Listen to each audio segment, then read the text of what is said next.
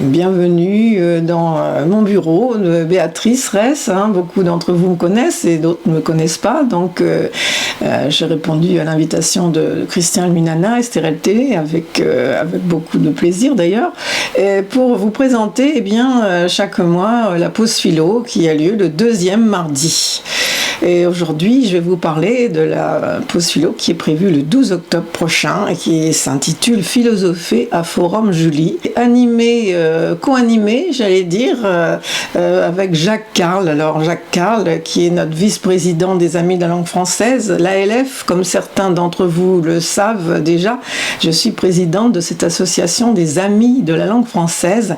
Et Jacques Carle, qui est docteur en lettres classiques, nous parlera des grands penseurs dont on peut créditer la Rome antique si présente à Fréjus, bien sûr, entre autres Lucrèce, Cicéron et Sénèque, qui se rattachent bien sûr à des écoles philosophiques grecques.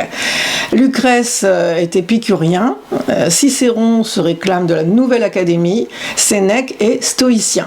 Donc, j'aborderai, en ce qui me concerne, l'influence de ces philosophes antiques exercés jusqu'à nos jours.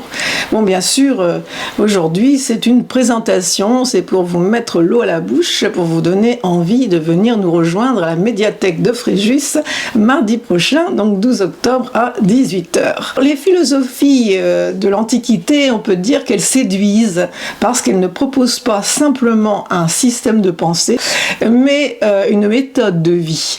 L'activité philosophique a pour finalité, je pourrais dire, un traitement médical à l'usage de l'âme et de l'homme aussi. On peut en prendre pour preuve le stoïcisme. Il affirme que le bonheur est dans la vertu et dans la fermeté de l'âme. Il est représenté par Zénon au début du IIIe siècle avant Jésus-Christ à Athènes. On peut avancer que les essais de Montaigne, les méditations métaphysiques de Descartes, l'éthique de Spinoza, autant de noms célèbres, sont empreints d'un stoïcisme moral. L'épicurisme est fondé par Épicure, d'où son nom en 306 avant Jésus-Christ, dans un petit jardin à Athènes, d'où son nom, l'école du jardin.